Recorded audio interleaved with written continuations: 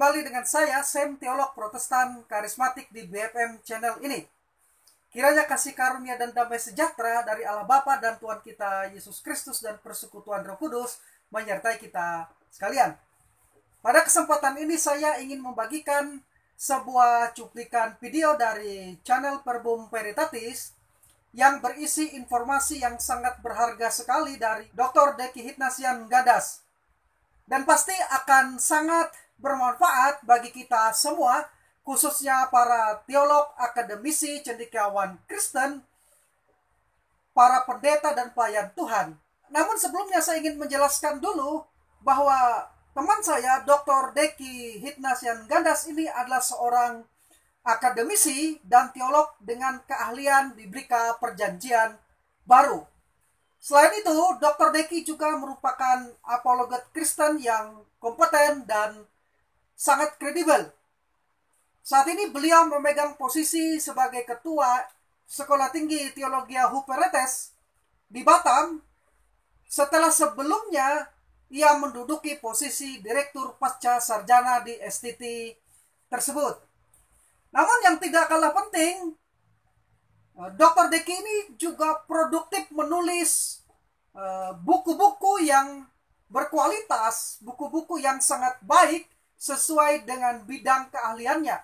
3 buku yang telah ditulis diantaranya Pengantar Praktis Kitab-Kitab Injil, Paradigma Eksegesis Penting dan Harus, dan buku Surat Filemon, Pengantar Eksegesis dan Teologinya. Nah, waktu saya menulis buku saya Apologetika Karismatik tahun 2014, justru salah satu buku yang saya pakai sebagai referensi dan juga saya cantumkan di lampiran terkait dengan eksegesis adalah buku Paradigma Eksegesis Penting dan Harus yang ditulis oleh teman saya Dr. Deki ini. Karena itu saya sangat merekomendasi buku ini menjadi bahan yang perlu dibaca ya, dan juga buku-buku lain dari Dr. Deki. Baik, terkait dengan isi cuplikan video yang hendak saya sharekan, ini sangat penting karena 2 alasan. 1, terkait dengan informasi historis tentang bagaimana kekristenan sebagai gerakan keagamaan yang pertama kali menulis kitab suci dengan menggunakan material kodeks. Nah, informasi ini sangat penting sekali dan informasi ini jarang diketahui oleh orang Kristen. Karena itu saya katakan ini adalah informasi yang sangat berharga sekali. Nah, ini merupakan kredit penting bagi dunia pendidikan di awal Masehi bahwa kekristenan memberikan sumbangsi yang sangat berharga sekali. Nah, yang kedua, kekristenan satu-satunya agama yang memiliki jumlah manuskrip terbanyak dan tidak tertandingi. Ini berimplikasi pada reliabilitas dan kredibilitas Alkitab. Ini menunjukkan bahwa sekalipun material kodeks pada saat itu sangat mahal, namun kekristenan dari sejak awal sungguh-sungguh memiliki perhatian terhadap literatur dan dunia pendidikan. Nah, pada kesempatan ini saya kira perlu untuk menginformasikan bahwa cuplikan video Dr. Deki ini saya bagikan dengan seizin yang bersangkutan. Nah, mari kita tonton dan simak saja penjelasan dari Dr. Deki Hitnasian Gandas di dalam cuplikan video berikut ini. Meskipun kekristenan mula-mula lahir dalam apa yang disebut dengan oral culture, budaya lisan, tetapi mereka memberi perhatian serius terhadap produksi teks. Dan di dalam konteks abad pertama, ini mungkin saudara belum pernah dengar, dan saudara akan kaget dengan dengar ini. Di dalam konteks abad pertama, satu-satunya agama atau gerakan keagamaan yang memberi perhatian terhadap produksi teks secara masif, mulai dari abad pertama sampai dengan abad keempat dan seterusnya, adalah kekristenan. Adalah kekristenan. Dan itu bisa dibuktikan secara historikal. Bisa dibuktikan secara historikal. Hanya saja kita tidak punya waktu sekarang. Misalnya, saudara tahu ada satu material tulisan yang lain yang namanya kodeks. Siapa yang pernah dengar istilah kodeks? Kodeks. Ada yang pernah tahu itu? Kalau papirus itu mereka tulis dalam bentuk gulungan, roll, scroll. Kalau kodeks itu mereka produksi, bikin kira-kira dalam bentuk buku begini. Jadi bentuk buku yang sekarang saudara tahu dan kenali sekarang, itu sebenarnya bentuk mula-mulanya adalah kodeks. Kodeks, namanya kodeks atau velum. Nah, memang, dan ini saudara juga, informasi ini juga saya yakin saudara tidak pernah dapatkan ini di luar sana. Memang kodeks sudah dikenal sebelum digunakan di dalam kekristenan. Yes. Tetapi gerakan keagamaan yang pertama kali menggunakan kodeks untuk menulis kitab suci adalah kekristenan. Yes, adalah kekristenan. Dan itu sudah dimulai sejak awal abad kedua. Itu sudah dimulai sejak awal abad kedua.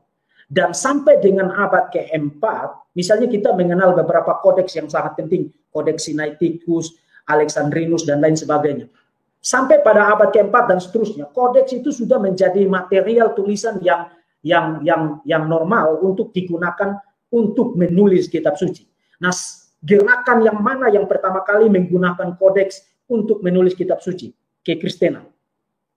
Kekristenan. Jadi kalau hari ini saudara produksi kitab suci dalam bentuk buku, saudara tidak boleh melupakan sejarah. Saudara harus memberikan kredit kepada kekristenan Muslim. Hari ini kalau Quranmu ditulis dalam bentuk buku, disalin dalam bentuk buku, ratusan tahun sebelum itu kekristenanlah yang pertama kali menggunakan kodeks bentuk buku untuk menulis kitab suci. Itu kekristenan. Jadi kekristenan berjasa kepada dunia pendidikan di seluruh dunia, tidak peduli saudara agamanya apa, atau latar belakang filosofi saudara apa. Tapi kalau saudara hari ini menggunakan buku, saudara harus berterima kasih kepada kekristenan. Harus berterima kasih kepada kekristenan, karena produksi kitab suci di kalangan kekristenan mula-mula lah yang pertama kali menggunakan kodeks untuk menulis material-material itu. Itu kekristenan. Dan bukan hanya itu. Sekarang kita tahu bahwa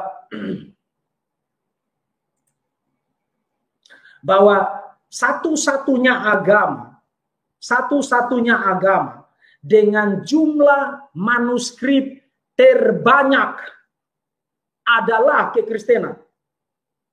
Satu kali lagi, satu-satunya agama dengan jumlah manuskrip salinan terbanyak adalah kekristenan. Satu-satunya. Sebab hanya untuk perjanjian baru saja sekarang kita punya sekitar 5.824 manuskrip dalam bahasa Yunani. 5.824 manuskrip dalam bahasa Yunani. Itu data tahun 2016, 4 tahun yang lalu. Dan pada 4 tahun yang lalu, Profesor Daniel Welles dari Dallas Theological Seminary, otoritas dalam bidang studi kritik teks perjanjian baru, menyatakan bahwa masih sekitar ada 30 manuskrip yang belum dikatalogkan. Artinya jumlah itu terus bertambah. Jumlah itu terus bertambah setiap tahun. Karena ada penemuan-penemuan arkeologi. Jadi mendekati 6.000 manuskrip hanya dalam bahasa Yunani. Lalu dalam bahasa Latin itu ada lebih dari 10.000 manuskrip. Kemudian dalam bahasa-bahasa kuno lainnya, misalnya bahasa Armenia, bahasa Koptik, itu lebih dari 5.000 manuskrip. Nah, saudara bayangkan, waktu itu material tulisan itu sangat mahal. Sangat mahal.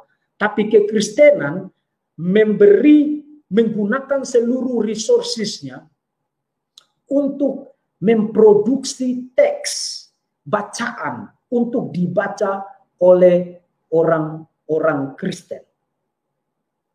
Dengan kata lain, saudara tidak bisa menghargai kekristenan dengan sepatutnya, kecuali kalau salah satunya saudara memberi kredit kepada kekristenan bahwa kekristenan adalah agama yang berjasa sangat besar dalam dunia pendidikan dengan menggalakkan tradisi membaca bagi para pengikutnya. Itu kekristenan. Itu kekristenan. Jadi gereja mula-mula bukan hanya memberitakan Injil melalui oral preaching, khotbah secara lisan, tapi mereka memberitakan Injil dengan cara memproduksi teks. Menggunakan semua uang mereka untuk membeli papirus, mengolah perkamen, dan menulis salinan-salinan kitab suci. Itu kekristenan mula-mula. Hari ini gereja sibuk membangun gedung-gedung yang besar, meskipun saya kira itu tidak salah. Tapi sedikit memberi perhatian terhadap produksi literatur. Coba saudara pergi ke gereja-gereja besar sekarang. Apakah ada perpustakaannya atau tidak? Saya ragu apakah ada perpustakaannya atau tidak. Tapi sampai pada abad ke-19, kalau orang mau memburu buku-buku kuno, mereka pergi kepada gereja. Karena gereja selalu punya perpustakaan. Itu kekristenan. Nah, tradisi ini memang sampai pada abad 20 hingga sekarang itu mulai pudar. Dan saya kira saudara yang mengikuti presentasi ini, kalau saudara orang Kristen, ingatkan hamba Tuhanmu untuk bikin perpustakaan gereja. Supaya saudara jangan ngomel kalau khotbahnya jelek. Khotbahnya jelek karena you tidak kasih dia uang untuk beli buku, bukan? Lalu you berharap dia berkhotbah yang bagus. Perpustakaannya harus excellent.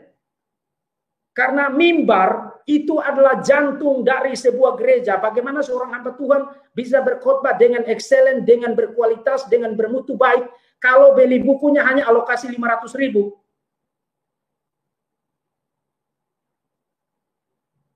Saya sekarang di perpustakaan digital saya itu lebih dari 32.000 buku. Saya lebih dari 32.000 buku. Karena saya tidak mau berdangdut-dangdut ketika mengajar atau berkhotbah. Saudara tidak bisa mengklaim pengetahuan dan mutu dan kualitas dalam pelayanan kecuali kalau saudara membaca. Tidak ada pilihan lain. Dan kekristenan telah mewariskan itu sepanjang sejarah berabad-abad sejak lahirnya sampai dengan sekarang. Kita baru saja menyaksikan cuplikan video dari Dr. Deki Hitnasyan Ngadas.